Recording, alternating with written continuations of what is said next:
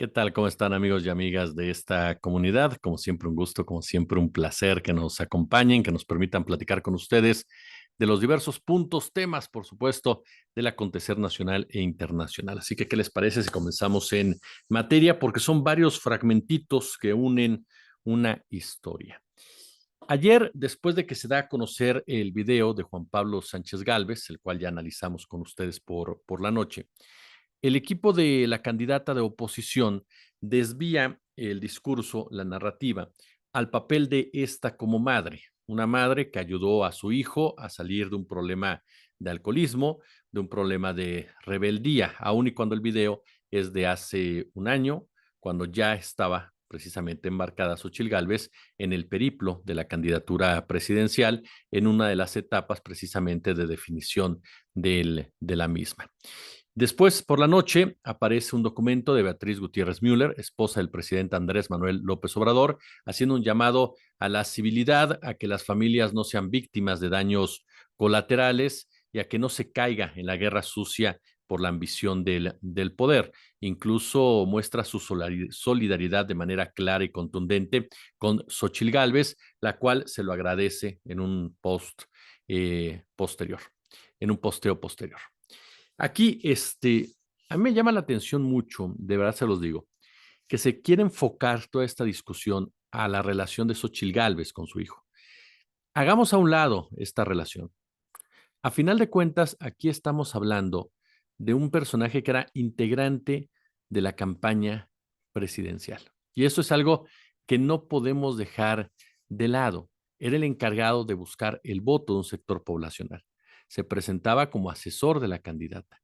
La responsabilidad la asume poco después de los hechos que todos vimos, en donde, más allá del alcohol, porque sinceramente el tema del alcohol a mí me parece secundario, evidencia un clasismo y evidencia, por supuesto, un racismo que únicamente se origina cuando te sientes parte del poder, cuando te sientes parte de un ente privilegiada. Así de sencillo.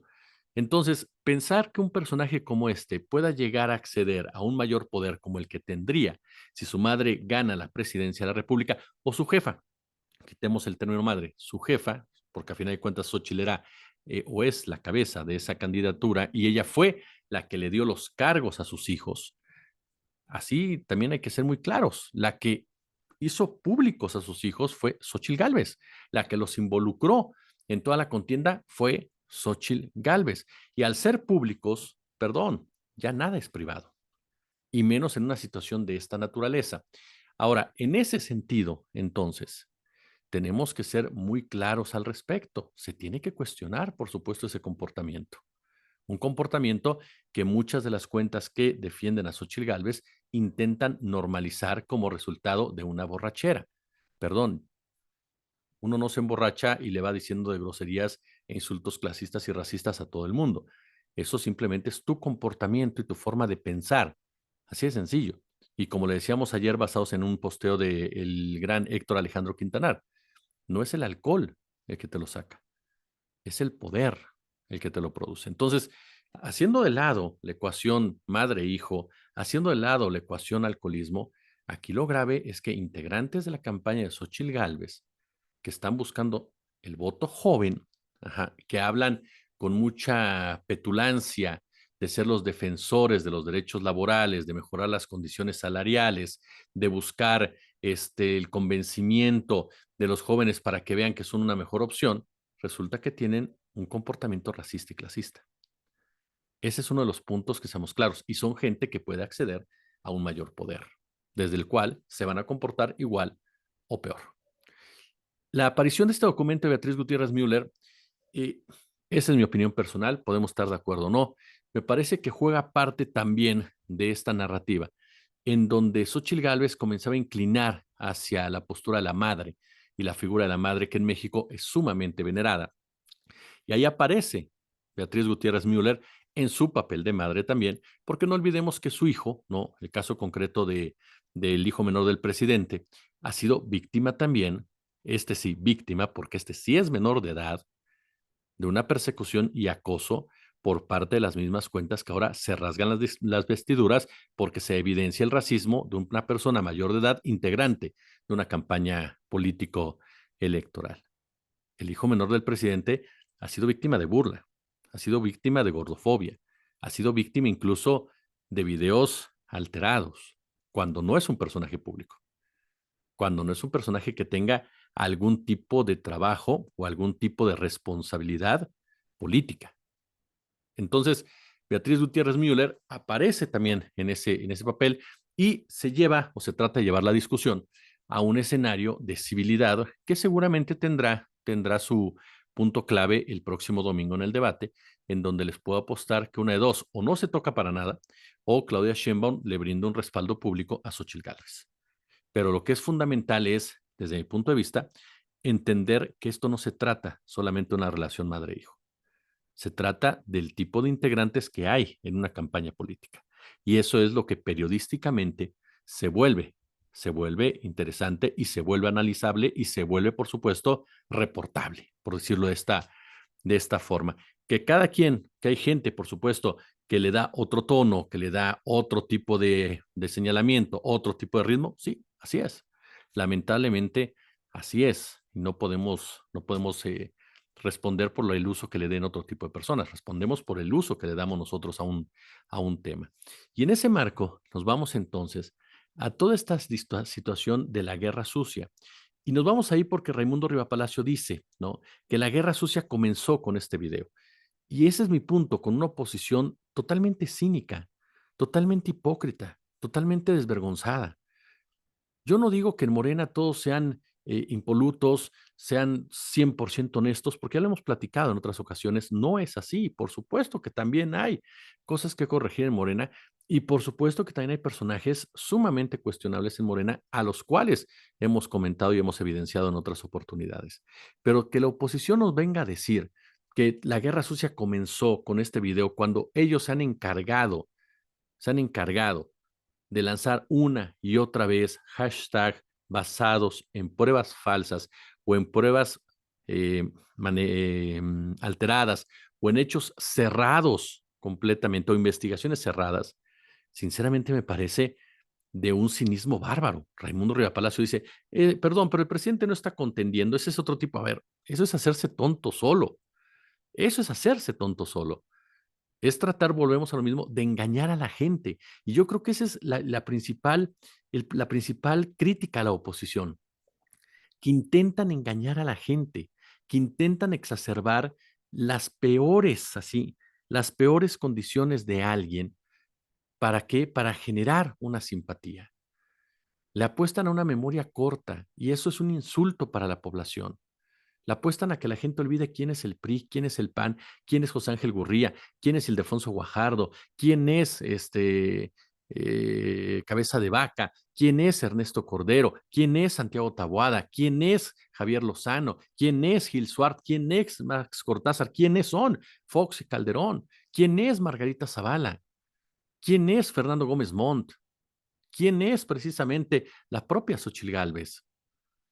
Y eso a mí me parece que la pinta de cuerpo entero, ganar por ganar, haya sido como haya sido, de la mano de un personaje que durante toda su trayectoria empresarial fue un privilegiado de las clases políticas junto con su padre y que le valieron tres pepinos la cuestión pública, como es Claudio X González, que a través de los años se dedicó a hundir a la educación pública en beneficio de la educación privada para seguir generando mano de obra barata. Así de sencillo. Y que ahora nos quieran vender la idea de que son los salvadores de un país y que nos vengan a decir que todo está mal, que el país se está cayendo a pedazos, que el narcotráfico nunca había sido tan violento, que el país se está olvidando de sus principios, que millones son pejezombis que solamente acuden al llamado del Mesías, cuando en realidad ellos han manipulado la información durante décadas.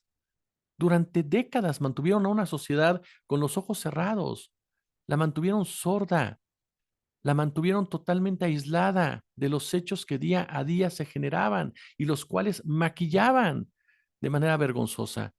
Raimundo Rivapalacio quiere que olvidemos su papel como uno de los principales asesores de Genaro García Luna, como uno de los principales contactos con la Sedena, como lo denunció el abogado César Gutiérrez, beneficiario directamente de una oligarquía militar que le ha hecho mucho daño a este país.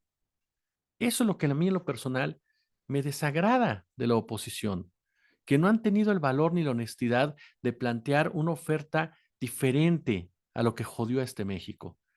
¿Por qué? Porque no la tienen, porque no les interesa tenerla, porque si tuvieran dos dedos de frente, la gente que comanda esta candidatura tendrían que haberse dado cuenta que eso no funciona y no les ha funcionado, que gente como el propio Damián Cepeda, como Mauricio Vila, en el caso del Partido Acción Nacional, e incluso en el mismo caso del PRI, la propia Beatriz Paredes, han sido enfáticos en ese punto, en donde se dan cuenta que están traicionándose a sí mismos como tales y que a final de cuentas, lo mejor que podrían haber hecho es asumir un mea culpa y tratar de modernizarse y actualizarse. Y jamás lo hicieron. Es como esta discusión de los programas sociales. Viridiana Ríos ha sido una maestra explicando el por qué el uso de los programas sociales no es incorrecto y por qué estas posturas de tratar de ubicar a la gente que recibe estos programas sociales como peje zombies es clasista y es racista. Porque seamos claros, a ver, de verdad que es hasta absurdo. Si un gobierno crea un programa social que beneficia a un sector de la población, obvio que ese sector de la población va a querer que ese programa social continúe y le va a dar el respaldo a quien lo creó, a quien lo profundizó, a quien apostó por él, aquí y en China. Así de sencillo. ¿Dónde está, dónde está el problema? El problema está en que ellos no lo crearon. El problema está en que ellos incluso lo torpedearon. El problema está en que ellos incluso lo obstaculizaron. Porque hay que recordar que Fox se lo copió a López Obrador. Fox no lo comenzó.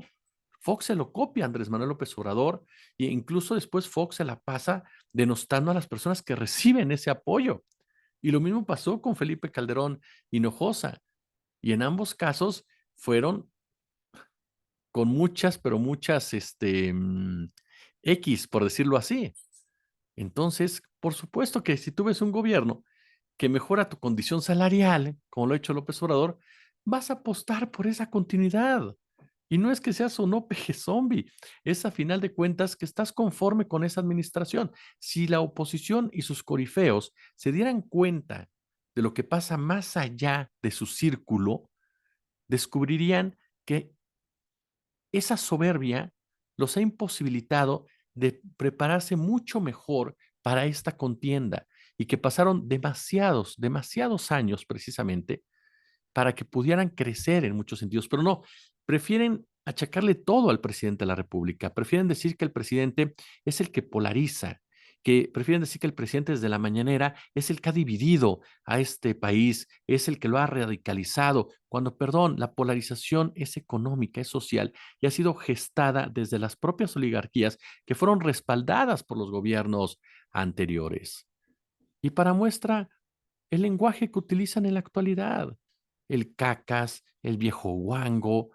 Vea usted lo que dijo Germán Martínez, que se vaya la cacacracia, que solo tiene odio y divide al país. O sea, un tipo que dice cacacracia, cuestionando, asegurando que es la otra parte la que odia y divide al país. Porque Santiago Taboada también dice, el gobierno federal odia a las clases medias, casi casi nos odia a los güeritos. Y lo dice en un país donde el 90% es moreno. Es decir, es increíble cómo están atrapados en su mismo laberinto y cómo es tan fácil echarle la culpa al gobierno federal. Yo por eso les he dicho, los que más van a extrañar a López Obrador son los integrantes de la oposición y todos los conductores, corifeos, analistas que todos los días viven de estar pegándole a Andrés Manuel López Obrador de una u otra manera. Las contradicciones que reza la oposición son verdaderamente funestas y por eso tiene que surgir una nueva oposición, sea desde Morena, sea en el PAN, sea con la aparición de otras corrientes, que realmente le exija al partido en el poder un mejor ejercicio del mismo, porque la que hoy por hoy tenemos, perdón, es una oposición sumamente, pero sumamente lamentable. Hoy, por ejemplo, le preguntaban al presidente sobre el tema de sus hijos, porque esa es otra. Ayer la oposición dice, a ver, claro, es muy grave que el chico se haya alcoholizado y haya dicho groserías. Uy, no, cuando era menor de edad, no era menor de edad, ya tenía 26 años, es decir, no era ningún niño y vuelvo a lo mismo, asumió una responsabilidad poco después de este video, de esta acción, pero bueno, era parte de la estrategia. Aquí el punto es que el presidente de la República, cuando dice, bueno, pues demuestren simplemente que mis hijos están metidos en un negocio ilícito, ¿no? Y que los castiguen como a cualquier ciudadano. Porque, a ver, más allá de lo que publica Loret de Mola o lo que publica Mexicanos contra la Corrupción y la Impunidad, que son dos medios que, ojo, yo no digo que las personas que están ahí sean deleznables, ni mucho, no, hay personas muy, muy valiosas y hay, por supuesto, también periodistas o comunicadores, ¿no? Que tienen una trayectoria. Pero perdón, Mexicanos contra la Corrupción y Latinos son dos medios cuyas líneas editoriales, es decir, sus dueños, que yo siempre me voy a enfocar a los dueños, no a la banda que trabaja ahí, no, a los dueños, a final de cuentas, son personas que golpean a un gobierno por intereses políticos económicos. No son personas que estén dispuestas a apoyar el periodismo libre, ni las investigaciones libres, ni siquiera convertirse en un factor de denuncia como tal. Son empresarios que se ven afectados por una administración y a través de sus medios buscan, por supuesto, influir en el mismo. Claudio X González se le fue encima a Enrique Peña Nieto cuando tuvieron diferencias y utilizó su brazo, que era Mexicanos contra la Corrupción y la Impunidad, para evidenciar sus actos de corrupción. Más allá de que el reportaje es maravilloso y que contó con las firmas de grandes periodistas, la realidad es que Claudio X González, si hubiera tenido una muy buena relación con Peña Nieto, difícilmente le hubiera permitido que saliera. Y el caso concreto de Latinos es el mejor de todos. Sus audios, escúchelos con cuidado, escuche de verdad con cuidado los reportajes. Hay una clave para entender, un reportaje tiene que ser contundente, no tiene que dejar lugar a dudas, no tiene que dejar lugar puede ser, no, tiene que documentarlo, tiene que mostrar con documentos, tiene que mostrar con muchas herramientas lo que está bien y lo que está mal. Ajá. Y esos no lo hacen. Pero eso sí hay todo un aparato publicitario encabezado por Loret, encabezado por Broso, en donde dicen el clan, aquí, allá, ¿no? Pero no nos muestran las carencias de los trabajos periodísticos que están realizando. Y como se aprovechan de que la gente no tiene por qué conocerlos, esa es la realidad. Para eso están los medios de comunicación, para explicarlo. Pues hay mucha gente que ve y oye únicamente lo que quiere. Es como cuando aparecieron estas notas de ProPublica y de New York Times. ¿Se acuerdan que lo platicamos? Yo les decía, lean el reportaje y ahí se dan cuenta que el mismo reportaje se contradice, digámoslo así, o el mismo reportaje concluye el debate, ¿no? Pero sí es un escándalo porque la oposición solamente agarró 3 parrafitos y vámonos. Y crearon todo este hashtag en donde participó directamente el hijo de Xochitl Gálvez. Y como les mencionaba al principio, por supuesto que hay algo que Morena debe de cuidar mucho, pero mucho, de verdad, y que es hacia dónde va el movimiento y qué tanto las alianzas influyen en el mismo. ¿Por qué? Porque a final de cuentas eso es lo que va a permitir que se consolide mucho más y que la derecha no pueda penetrarlo de una u otra manera para trastocarlo en el 2030 y que pueda llevarse el tercer periodo que es fundamental para consolidar a este movimiento como el cambio real en todos los sentidos. Y en ese marco, yo les mencionaba ayer que hay varios gobernadores de la 4T que han quedado de ver. Y ojo, aclaro, no porque los que estuvieran antes que ellos fueran mejores, no. Estoy de acuerdo, por ejemplo, que en el caso de Veracruz había sido heredado por Javier Duarte. Y Javier Duarte, antes Fidel Herrera, pues se encargaron de convertir a Veracruz en una pesadilla andante. Esa es la realidad de las cosas. Fidel Herrera le decían el último Z, ¿no? Por ejemplo. A Javier Duarte se le ocurrió vincularse con el cártel de Jalisco Nueva Generación, además de ser un gobernador totalmente represor. Sin embargo, yo sí creo que en el caso de Veracruz también el señor Cuitláhuac ha quedado a deber en el combate a la corrupción como tal. Hay personas que con justa razón, y les agradezco mucho, en mi cuenta de X me dijeron, no, yo creo que en Veracruz apenas estamos también levantándonos, apenas estamos también limpiando. De acuerdo, podemos debatirlo. Me queda claro que hay gente allá en Veracruz que me dice, no, Jesús, la verdad es que sí hizo cosas Cuitláhuac. Hay otros que sí de plano me dicen, tienes razón, no, ha sido muy mal gobernante o no ha sabido darle salida, ¿no? A muchos problemas. Eh, a mi entender, les soy honesto, yo creo que Cuitláhuac ha quedado a deber con las expectativas que llegó respecto precisamente a ciertos puntos como el combate a la corrupción y, por supuesto, la limpieza de funcionarios que de una u otra manera estuvieron involucrados con administraciones anteriores que permitieron precisamente que se profundizaran ese tipo de acciones. Pero no está en un escenario, por ejemplo, como Chiapas, donde Rutilio Escandón ha sido un pésimo gobernador. Podrá ser de Morena, podrá ser del Verde, podrá ser del PRI, podrá ser del PAN, como ustedes me digan. Rutilio Escandón, el Estado se le fue de las manos.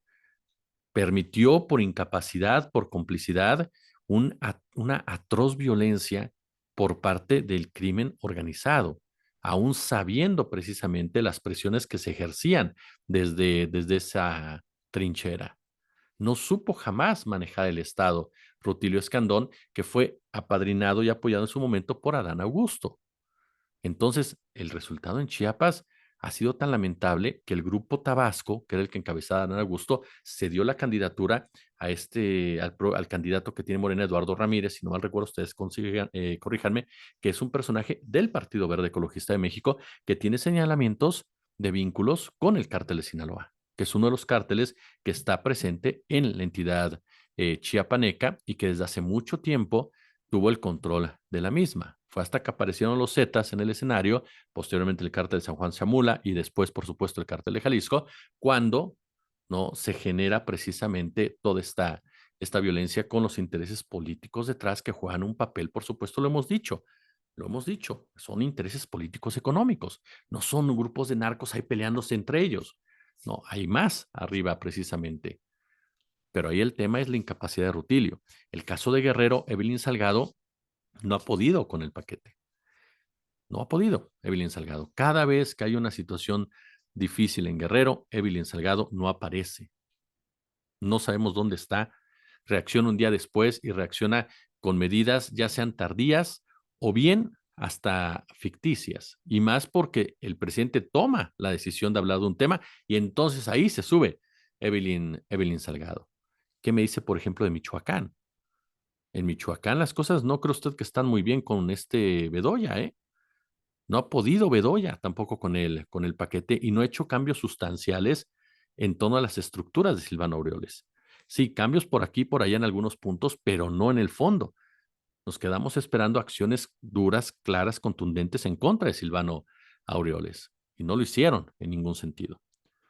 Podemos hablar también de Campeche con Laida Sansores, que se había mantenido bien Laida Sansores, la verdad de las cosas, pero esta decisión de respaldar como sea a su amiga, que no tiene experiencia en la Secretaría de Seguridad, que no tiene experiencia en materia de seguridad, la ha llevado a tomar decisiones que le generan una molestia por parte de la propia ciudadanía que la votó en Campeche.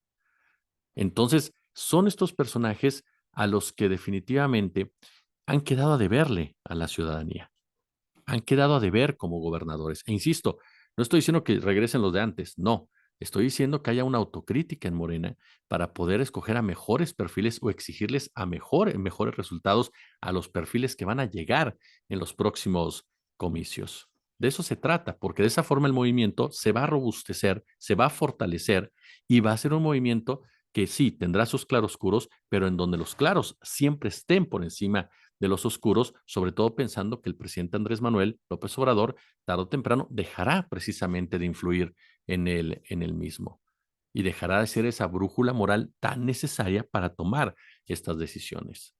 Y hay un factor más, lo hemos dicho, el Partido Verde Ecologista de México.